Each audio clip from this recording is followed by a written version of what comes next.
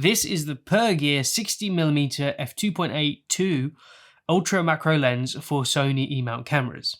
This is a full frame lens that offers 2x macro magnification, which is amazing, all for a incredibly affordable price point of £179. At this price point, it's easy to think that this lens is going to be complete junk, but I'll be honest with you, it's surprising, and you'll see just how good it is in this video. So let's get straight into it. Inside the box you get the lens itself, front and rear lens caps, and a PERGEAR branded lens cloth. That's pretty much it, but for the price you can't really expect much else. It may have been nice to have had some kind of carry case for this, just to keep the lens a little bit more safe, but this thing is a tank, so I wouldn't worry too much about damaging this. So right out of the box, the build quality of this lens is seriously impressive. It's pretty much metal all the way across the board, including the lens mount. It also weighs about 660 grams, which is by no means lightweight, and you can definitely tell when this is on your camera. Now this lens is fully manual, that means there's no electronic connections to connect to your camera, which means that your camera cannot communicate with it to control focus or aperture or anything like that. You have to do that from the lens.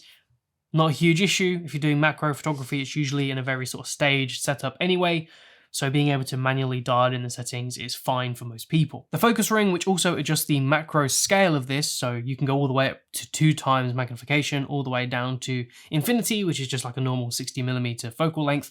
This feels stiff, I'll be honest. It's a very stiff ring. It's not that easy to change, but once you get used to it, it's not a huge problem. The aperture ring on here is declicked, which is good for videographers, but I don't think videographers will want to use this lens, and I'll get onto that later in the video. One immediate drawback of this lens is the fact that it's not weather sealed. So if you're someone that likes to do macro photography out in the wilderness where it's freezing cold or something, this lens probably isn't for you. But if you're someone that likes doing it in the comfort of your own home, or in places that are warm and not raining or anything, then this lens is a fine option. So let's talk about that 2x magnification, because that's pretty rare at this price point. The minimum focus distance on this lens is 19 centimeters, but I seem to be able to get much closer with this, so I'm not sure if that's true for the entire scale of the macro options here. And you can see from this photo just how close I could get to a £1 coin. Yes, it is incredibly sharp considering the price, and I am very happy with the images that this produces. So my first test was with a book, and as you can see, we've got some pretty good sharpness here at f2.8 all the way up to f8. But you are best around f4 to f5.6 with this lens, because you do start to see some softness at f8 and beyond.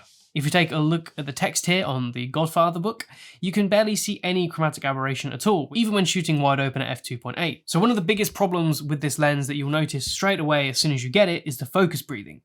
So as soon as you rack focus from one thing to another, it goes crazy. It's all over the place, because the focus ring is the same as the macro mode, so it's changing actual scale as you focus. For video work, this makes this a very difficult lens to recommend. However, if you're someone like me and you want to just do a video of something that's static, that's not going to be moving around in terms of distance from the lens, then actually it's really good. If you take a look at this clip here, this is of a memory card that I did a review of, and as you can see, this is great. You can get some really nice close-up videography here. This wasn't even at the 2x, this was at the 1.5x, I think, because 2x was so close to the camera.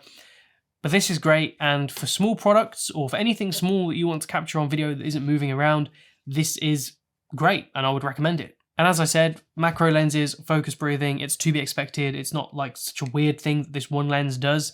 Most macro lenses have this problem. So yes, you could use this as a telephoto lens if you wanted to for portrait photography and stuff like that.